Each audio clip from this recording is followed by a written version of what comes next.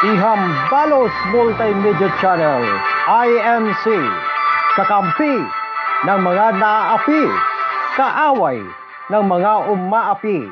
Ihambalos ang kaaway ng sambayanan, ngunit bigyan ng pagkilala ang mga manggagawa ng kabutihan.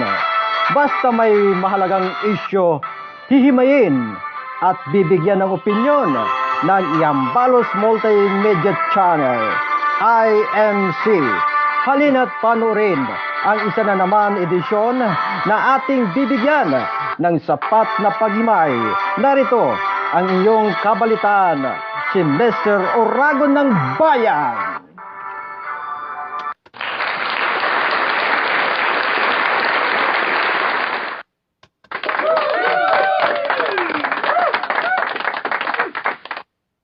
Magandang gabi po sa inyong lahat, mga kabalitaan. Ngayon po ay araw ng Martes, February 16, 2021. Ang ating pong issue ngayon ay patungkol po sa ating patriotism and nationalism sa ating mga paaralan. Sa ibang paaralan, hindi naman nilalahat po natin. Ang tanong po natin, nasaan na ang mga iyon? Ngayon pong gabi, ating pong tatalakayin ito. Ang ating sinasabing makabayan, makabansa na mga mag-aaral. Mga kabalitaan, ito po ay ayon o alinsunod po sa ating Constitution, sa Article 14, Section 3, Paragraph 2, ay sinasabi po doon, they shall inculcate patriotism and nationalism. Sino po ang tinutukoy na they? Yun po yung ating mga guro sa ating pong paaralan, sa mababang paaralan at sa sekundarya.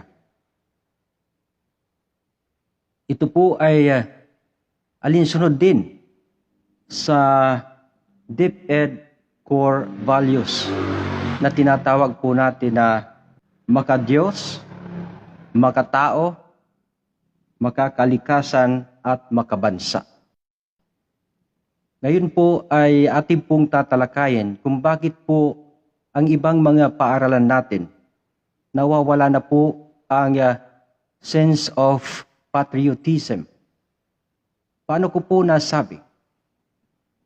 Sa flag raising, Monday na lamang po, ang flag retreat o lowering ng ating flag ay hindi na po naputol po tayo. Balik po tayo. Mahina po ang ating signal. As I said, yung ating flag raising every Monday. And ang flag lowering na tinatawag po natin ay hindi na po every afternoon. Katulad po noon sa ating kalakaran nung ako po ay nag-aaral pa. Ito po ay kabawasan sa pagtuturo ng patriotism, nationalism ng ating mga mag-aaral. Katulad po noon, hindi po kayo makakaalis every afternoon kung hindi po kayo mag-a-attend ng flag attendance pa po yun. Pero ngayon, ang ginagawa po ay every Monday. Every Monday na lang. At ang flag lowering afternoon, Monday, ang iba. Ang iba ay every Friday. Ito po kasi ay malaking impluwensya sa ating mga mag-aaral. Balik po tayo, naputol uli. Pasensya na po kayo. Mahina po ang signal ng globe dito po sa amin. Pero patuloy po tayo. Ito po ay napakalaking impluwensya sa ating pong mga mag-aaral upang magkaroon po sila ng patriotism, makabayan, at nasyonalismo, makabansa. Sapagkat doon po sa flag raising, ating pong sinasabay national anthem na ang pamagat po ay Lupang Hinirang.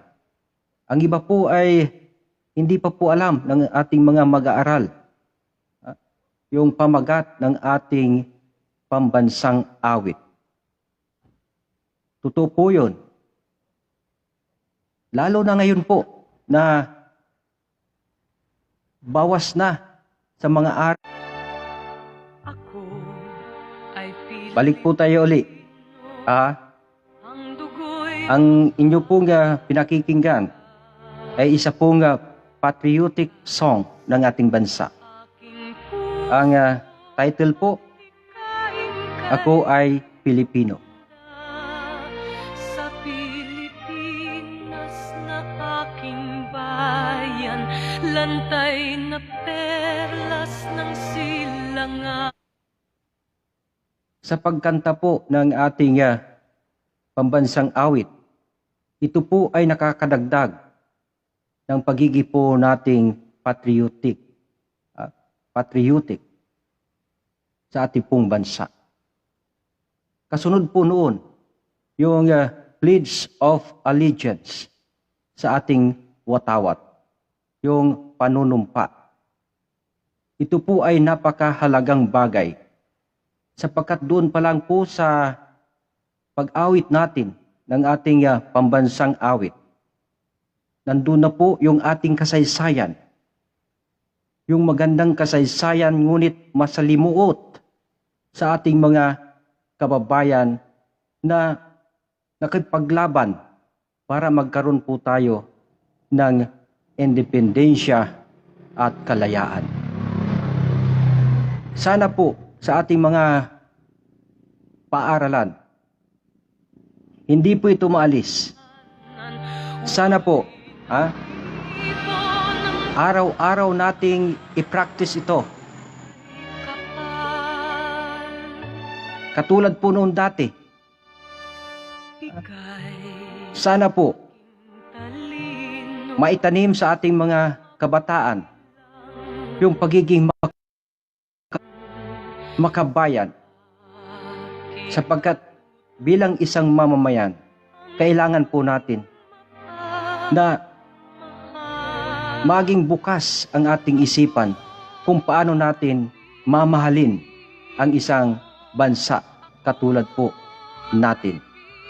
Pilipino, isang bansa, isang diwa, ang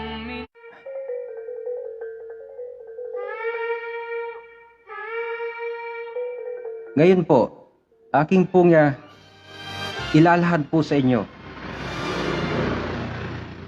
kung bakit po ganoon po ang kalakaran ngayon sa ating mga paaralan, yung ibang paaralan. Kasi po yung iba, everyday pa rin ang flag raising at flag retreat o lowering. Yung iba po, marami na po sa kanila ay sinusunod ang batas. Kasi po, ito pong batas na ito ang kanilang sinusunod, yung ating pong Republic Act 8491. Ano po itong batas na ito? A Flag and Heraldic Code of the Philippines. Ito po ay pinagtibay noong 1997. Matagal na po ito. In fact, this is a 24-year-old law. Matagal na po ito. Dapat noon pa ipinatupad ng ating mga pampublikong paaralan ito. Ngunit Na perlas ng silanganan, wari as I said po, naputol po tayo ulit. Ito pong batas na ito po yung sinusunod na ngayon ng ibang mga paaralan. Yung ating Republic Act 8491 o also known as Flag and Heraldic Code of the Philippines. Ano po ang sinasaad dito ng batas na ito? Ito po ay anti-constitutional. Akin pong masasabi po ito, itong isa provision doon. Yung entire na provision, hindi naman po anti-constitutional or unconstitutional. Ano po ang paglabag nito sa ating Constitution? Ito pong Section 18. May pamagat po itong Conduct of Flag Raising Ceremony. Mali pa po yung kanilang sa mabuti lang laan. balik po tayo ulit. Mali pa po ang pamagat po nito o tinatawag natin na subtitle. Hindi po dapat conduct of flag raising ceremony lamang. Dapat ay dinagdagan po nila. Dapat ay ganito, conduct of flag raising and lowering ceremonies. Yun po ang dapat. Ngayon po, babasahin ko po sa inyo kung bakit po ito anti-constitutional, ito pong provision na ito, dito po sa batas. All government offices and educational institutions shall henceforth observe the flag raising ceremony every Monday morning, and the flag lowering ceremony every Friday afternoon. The ceremony shall be simple and dignified and shall include the playing or singing of the Philippine National Anthem. Ano po ang napapansin po ninyo rito sa probisyong ito? Ito po ay anti-constitutional sapagkat ang sabi po ng ating Constitution, balikan po natin yung Article 14, Section 3, paragraph 2. They shall inculcate patriotism and nationalism. Ano po yung isang word na ating pong dapat diinan rito po sa provision ito sa ating pong Constitution? Ito pong inculcate. Pag sinabi mo pong inculcate, dapat yung pagtuturo, yung pagkaroon ng kaalaman, para magkaroon ng kaalaman, ay gagawin. Ano po? Anong manner? In what manner? Dapat po ay by frequent repetition. By frequent repetition. Dito po sa batas na ito, yung RA 8491, mayroon pong repetition, ngunit sporadic, kumbaga, ang dating. At dapat araw-araw yung practice natin para ma-inculcate sa isipan ng mga mag-aral o ma-instill. Dapat magkaroon po ng frequent repetition or practice sa pagkanta ng ating national anthem. Para ho, magkaroon ng patriotism, makabayan, at makabansa ang ating mga mag-aaral, lalo na po sa elementarya at sekundarya. Every Monday lang, ang sabi ng batas, magkakaroon po ng flag raising. At pagkatapos po noong racing na yon, susundan po yon Friday afternoon na sa lowering ceremony. It doesn't make sense. Di po ba? Itataas mo ang bandila ng ating bansa. At pagkatapos, ibababa mo 5 araw pagkatapos. Anong mangyayari sa ating watawat ng Pilipinas?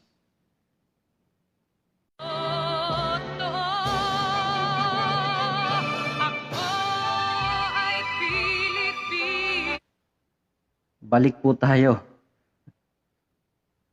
Nakakainis ang signal ng ating internet. Paputol-putol, nawawala po tayo. Balik po tayo sa ating issue. Pagbaba po noong flag sa loob ng 5 araw na nasa taas. Ano po kaya ang nai-imagine po ninyo kung ano po yung physical na katayuan ng ating flag? Napakarumi na, di po ba? Baka umulan, uminit, o baka magkaroon pa ng mga fortuitous event. Punit-punit na yon. Pagdating ng Friday afternoon, punit-punit na pagbaba, lowering ceremony. Kaya po itong provision na ito, itong provision ito, it doesn't make sense. Ito po yung anti-constitutional. Dapat po ay hindi ganito yung kanilang sinasaad rito. Dapat po ay inalis po nila. Binago, inamin po nila ito. Inalis po nila yung every Monday. Ang ginawa po nila para maayon doon sa ating constitution, ang ginawa nila, pinalitan nila ng from Monday to Friday morning. And then, yung flag lowering ceremony, gawin po nila every afternoon. Mas malinaw sana itong batas na ito. Ngayon, yung ating mga paaralan, ang iba po, sinusunod na po ito. Ngunit hindi naman nga sinusunod yung every Friday afternoon. Hindi po sinusunod. Ang ginagawa po nila, itataas yung bandila ng Monday afternoon, wala na pong awitan ng pambansang awit natin. Baba na ng bandila.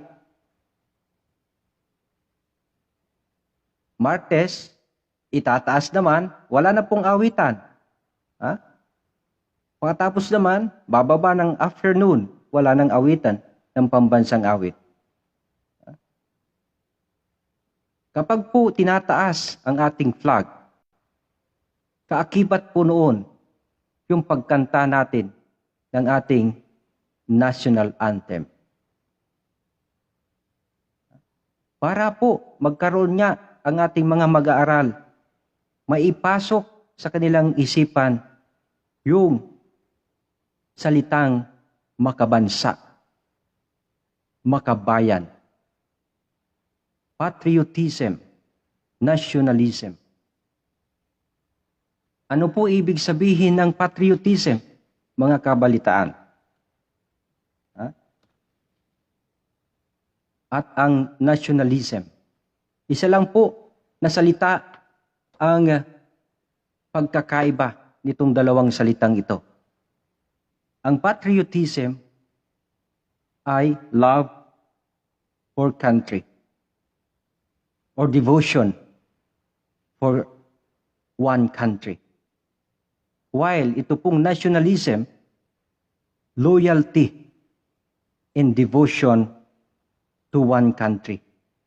Loyalty and then love, yung pagkakaiba lang ng dalawa. Pagmamahal, yung ibig sabihin noong patriotism, pagmamahal sa ating bansa. Samantala, ito pong nationalism ay katapatan sa ating bansa. Ganun po ang dapat na i-inculcate o instill sa isipan ng mga mag-aaral natin ang mga salitang ito at isabuhay sa pamamagitan ng pagkanta ng ating national anthem twice a day sa ating mga paaralan.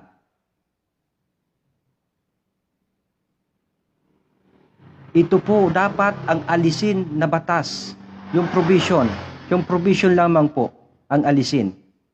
Gawin po, amindahan po ito, yung batas na ito, 8491. Alisin po yung ibang mga salita, dagdagan noong mas malinaw na provision. Hindi yung itataas mo yung bandila. Monday ng umaga. At pagkatapos, hahayaan mo yung bandila sa loob ng 5 araw. Ibababa mo Friday afternoon. Ano po ang logic doon? Wala po logic doon. Basura po itong provision na ito. Ako'y Pilipino, taas noo kahit kanino. Ang Pilipino ay ako.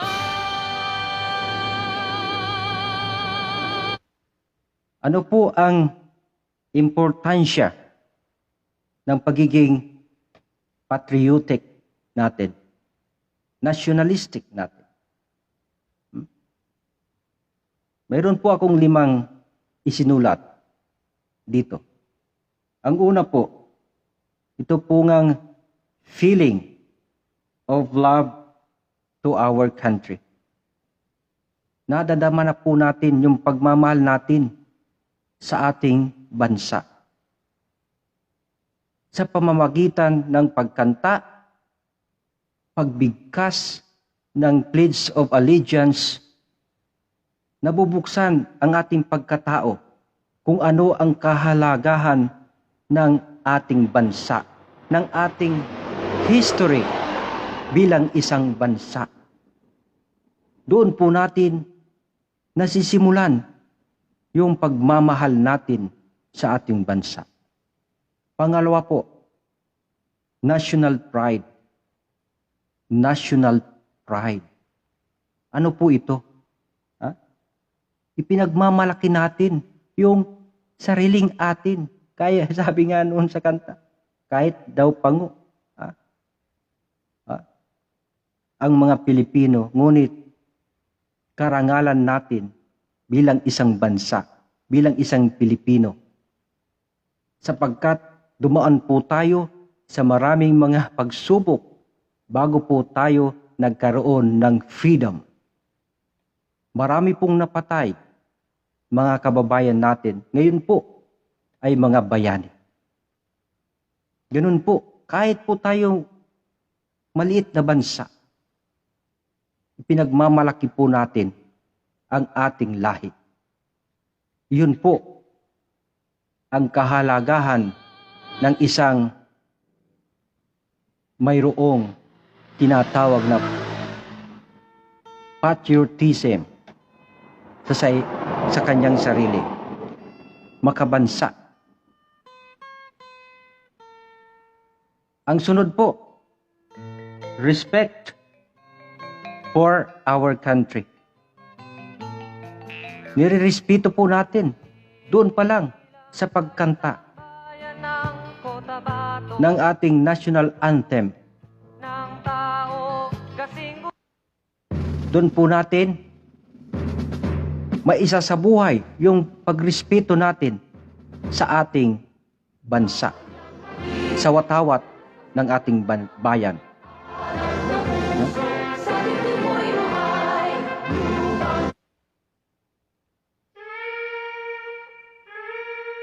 Respetuhin po natin yung ating historical values, norms, and cultures.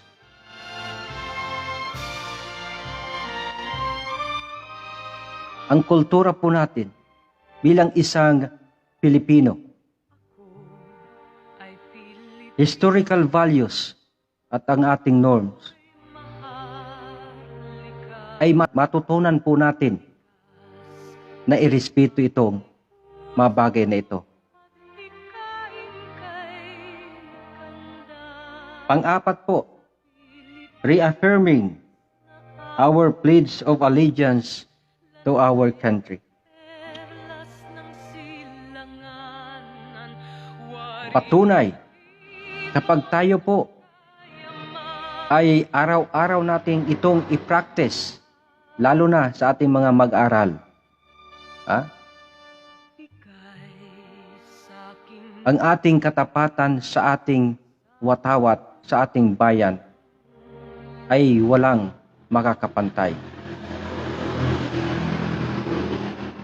Bubukadkad po ito na parang isang rosas. Mabango. At magkakaroon po tayo ng sense of patriotism. Pilipino Panglima po, loyalty to our country. Katapatan sa ating bayan. Ito po yung 5 importansya kung bakit ang ating mga mag-aaral dapat magkaroon ng patriotism at nationalism sa kanilang mga sarili. Pilipinong totoo. Ako ay Pilipino. Ako ay Pilipino. Taas noo kahit Katino. ang Pilipino ay ako. Ngayon po, mayroon naman 5 mga bagay. Para sa akin lang ito. 5 bagay kung paano natin isasabuhay o ipapamalas yung word na patriotism sa ating bayan. Ang una po, dapat alam po natin kung paano po i-display at i-handle ang ating national flag. Sa ating pong mga paaralan, tinuturuan po tayo kung paano po i-handle ang isang watawat, lalo na ang ating national flag. Ito po ay alinsunod din sa National Historical Commission at gayon din sa Republic Act 8491. Kung paano po itutupi ito, kung paano po ito iwawagayway. Kapatid Ha? sa kapatid. Sapagkat may proper handling po rito sa ating watawat. Ito po ay isang mga bagay na maipamamalas natin yung pagiging nating patriotic. Pangalawa po, Nagkaganon ang sagot. kailangan po natin na mag-pay respect sa ating bandila. Paano po? Ito po ay tinuturo sa ating mga paaralan. Kapag ikaw ay naglalakad Ay Pilipino. at mayroong eskwelahan natapat ka at nag-aawit ng pambansang awit, ikaw po ay titigil bilang pagrespeto sa ating bandila at tumayo ng straight at ilagay ang kamay sa chest, over the chest. Ha? Kung ikaw naman ay pulis, CQ, ha? At EFP members, kailangan po ninyo magsalute. Yun po yung pagrespeto nila sa ating pambansang watawat. Kung mayroon ka namang sombrero, alisin mo bilang pagrespeto. Kung ikaw ay biyahero, kung ikaw ay nagdadrive, itigil mo muna sandali ang iyong sasakyan to pay respect to our flag.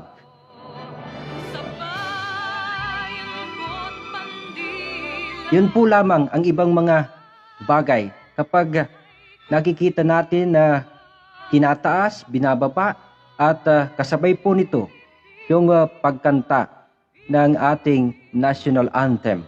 Kailangan po natin na respetuhin po ito. Ito po ay magiging manifestation mo na ikaw po ay mayroong tinatawag na makabayan na pananalig sa ating bandila. Pangtatlo po ay ang umawit ng ating pambansang awit, ang Lupang Hinirang.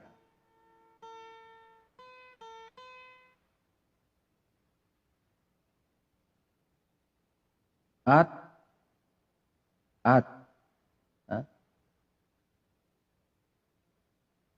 bigkasin ang ating panatang makabayan.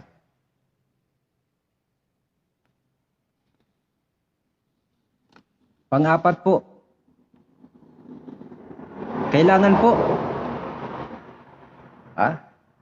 po rin memorize natin yung mga notable symbols at yung mga meaning ng color ng ating flag. Kailangan po natin alam yun kung ano mga meaning po noon.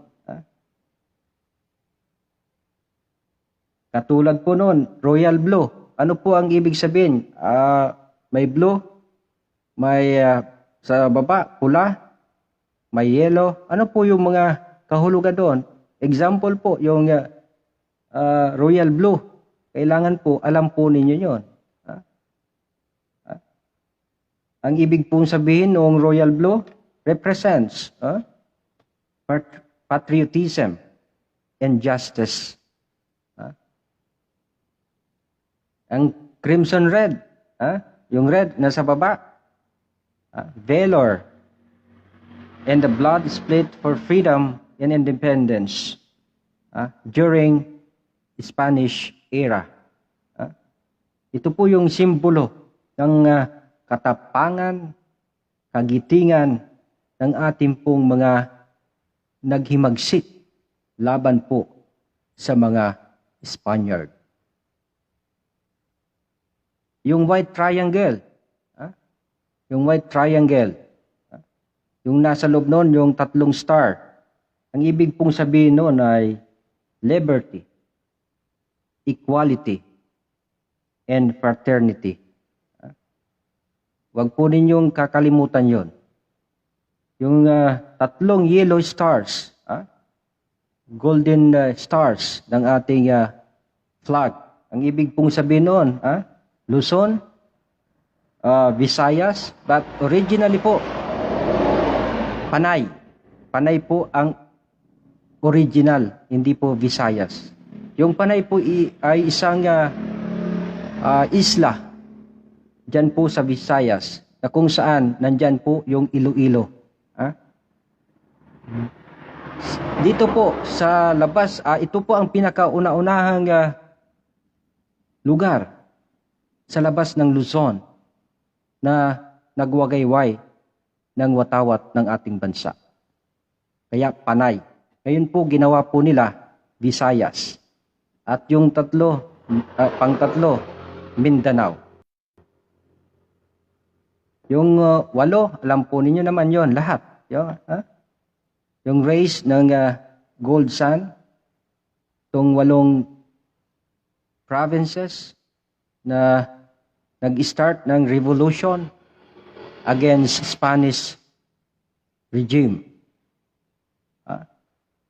For your information po, ang ating masugid na tagapag balik po tayo, naputol po tayo. Ulit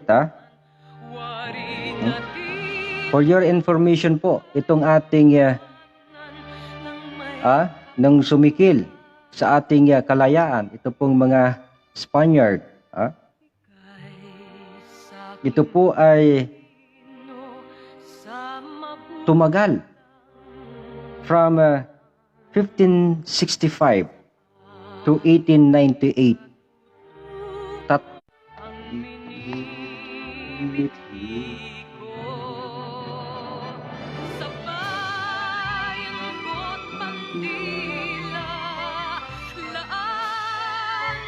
Ang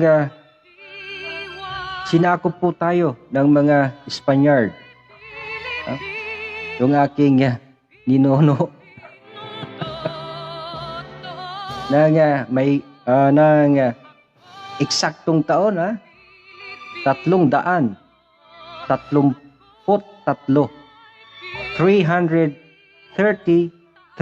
years. 3 centuries. Napakatagal po. Kaya po malaki po ang impluwensya ng mga Kastila sa ating mga Pilipino. Kailangan po alam natin yun, yung historical ng ating flag. Para po talagang magkaroon tayo ng full-fledged na kaalaman kung paano ipamamalas ang pagiging makabansa, makabayan natin. Ito po ay nagsisimula sa ating mga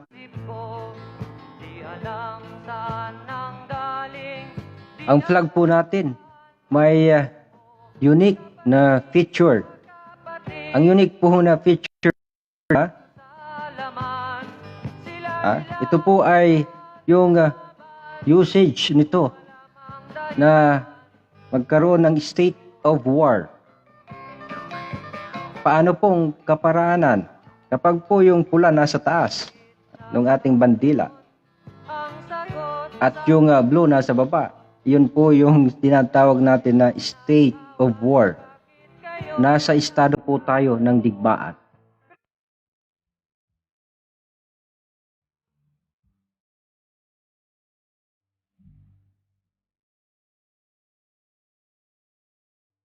Yan pa po ang isang patriotic song. Bayan Ko.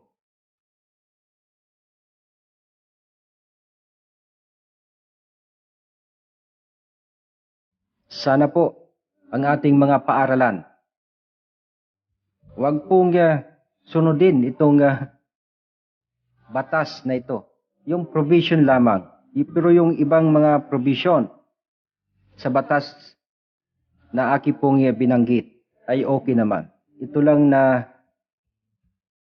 provision na nagsasaad kung kailan itataas ang bandila at kung saan at kung kailan ibababa ang bandila. Hindi po makatarungan sa ating bandila ang mga provision ng ating batas. Makatwiran po kapag itinaas mo po ang bandila, ibababa mo po ng the same day. Hindi yung patatagalin mo po sa taas. Magiging dugyot po yan pagbaba niyan. Iiyak. Sana po itong ating mga paaralan, tulad po sa aking tinuran kanina, maging tapat sa ating watawat ng Pilipinas. Maging tapat sa ating konstitusyon. Ito pong provision sa batas na ito, Republic Act 8491, ay hindi po mataas sa ating constitution. Ano man pong paglabag sa mga sinasabing special law sa ating constitution, ang masusunod po ang constitution. Kaya po, sa aking pong mga kaguruan, sundin po natin yung constitution. Hindi po yung provision na yon. Yun po ang totoo, yun po ang panaligan natin. Sapagkat sa araw-araw natin na i-practice ang pag-awit ng pambansang awit natin, ay mailalagay natin sa ating mag-aaral, sa kanilang mga isipan, yung sense of patriotism. Kung ganito po, kung susundin natin itong batas na ito, yung Heraldic Code of the Philippines, hindi po, wala po sa logic. Magtataas ka Monday, sasabayan mo naman ng kanta. Ang sunod naman, susundin yun. Friday afternoon.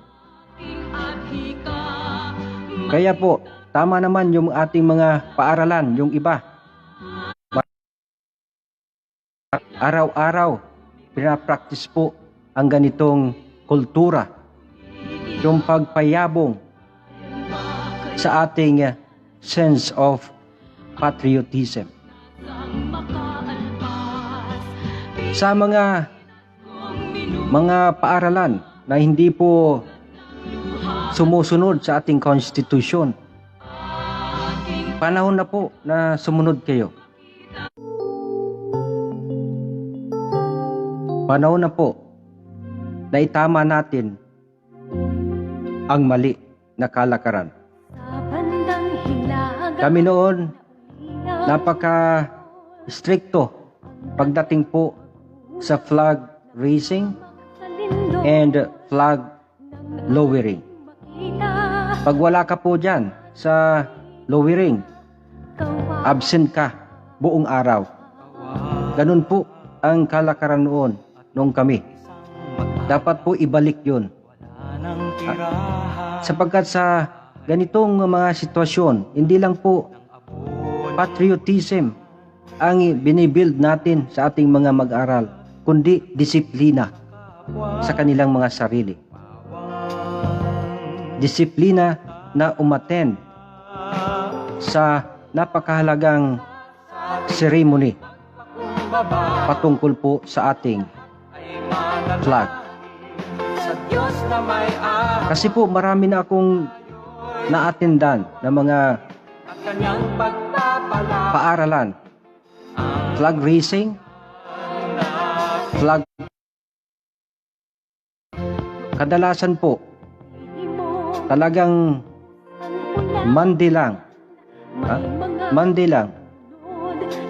Afternoon, wala na.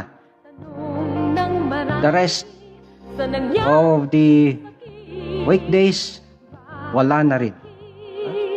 Wala na. Takbuhan na yung mga mag-aaral. Pauwi. Napakaganda ng tugtog natin ngayon.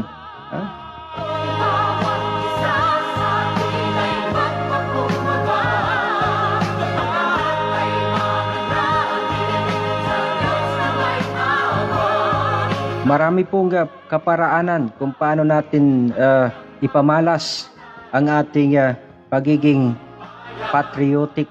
Hindi lang po sa kanta ng watawat ng Pilipinas.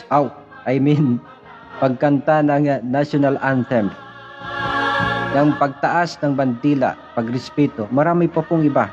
Ito po ay sa loob lamang po ng ating mga paaralan. Ang diniscuss po natin, inimay po natin, sa loob lang po ng ating mga paaralan. Hindi po sa labas. Marami pa po, ayan kung sa labas. Pwede kang pumunta sa mga museum, sa mga parke. Ganun po. Kaya lang, nag-focus po tayo sa paaralan lamang.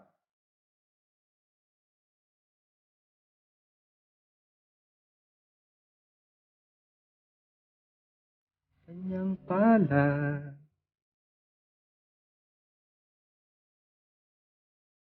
Di po ba, pag napapakinggan po ninyo yung ganitong mga kanta, na ibabalik po tayo sa nakaraan. Dinadala po tayo sa nakaraan. Mahalaga po ang nakaraan natin. Kailangan po natin pagyamanin ito. Ito po ang kultura na ibinigay sa atin noong mga nagbuwis ng buhay para sa ating kalayaan. Sa ngayon po na panahon, ang pagsabi ng no, ang pagsabi ng yes sa isang pamahalaan ay isang uri din ng pagpapakita ng makabayan. Ang pagsawata sa mga katiwa ay isang uri po ng makabayan. Sapagkat hindi po natin hinahayaan na masira po ang ating bayan dahil lamang sa mga tiwali. Dahil lamang sa mga walang kwentang politiko. Masira po yung sinimulan ng ating mga bayani noong panahon ng revolusyon.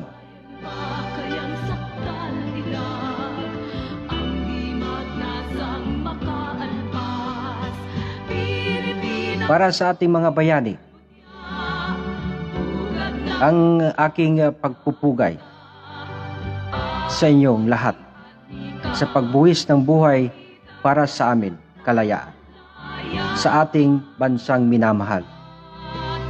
Huwag sanang mawala ito sa ating mga paaralan. Ito po ang aking marubdob na adhikain mga paaralan.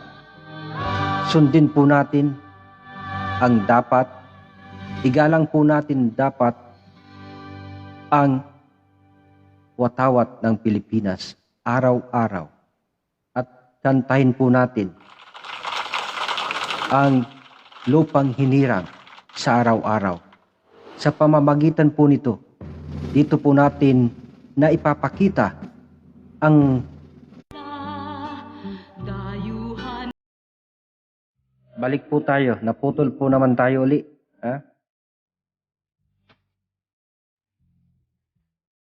Sa pamamagitan po nito, na ipapakita natin ang kahalagahan ng ating mga bayani.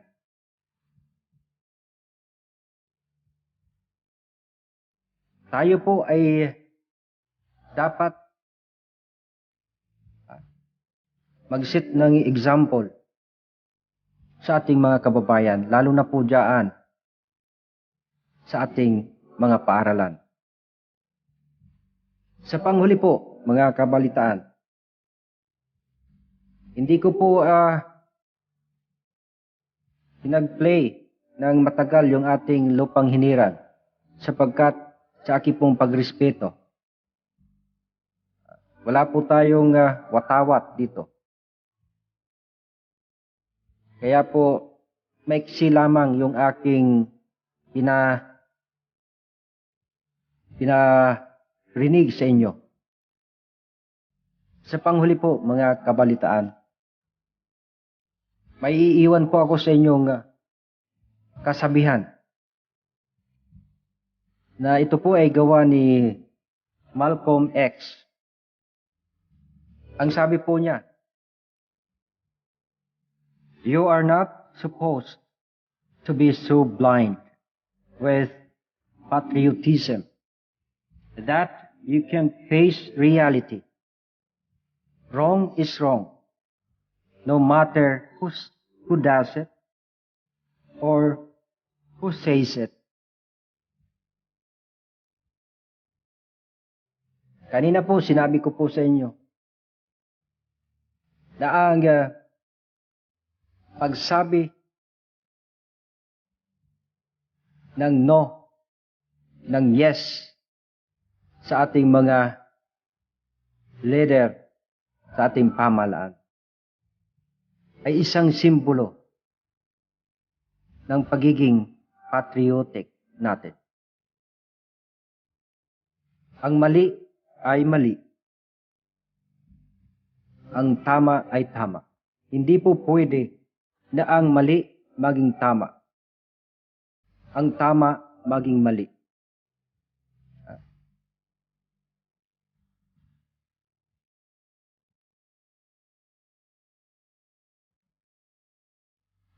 Sa ating pong mga bayani, sa inyo po ito.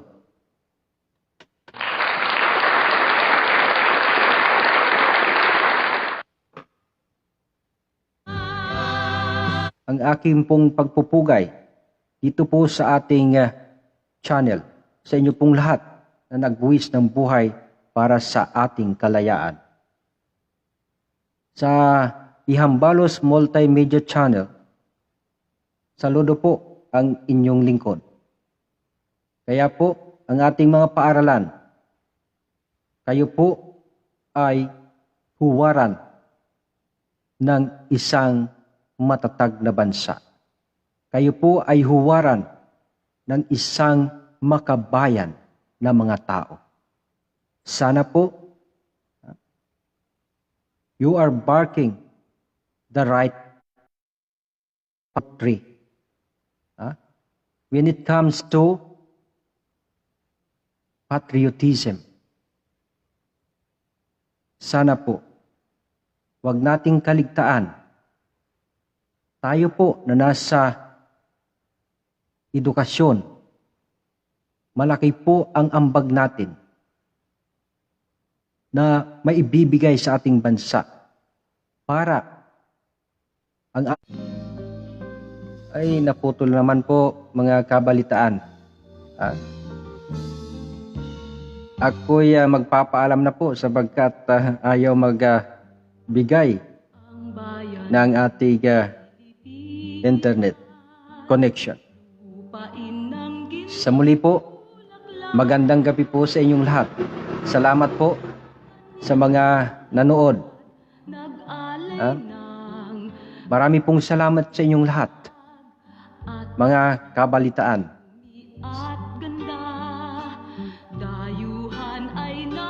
Makabayan ka ba? Makabansa? Sana po ang inyong mga sagot ay oo.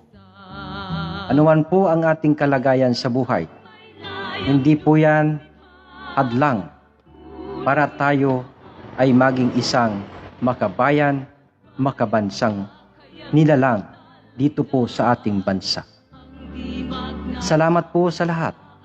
Ito po ang inyong kabalitaan, si Mr. Uragon ng Bayan.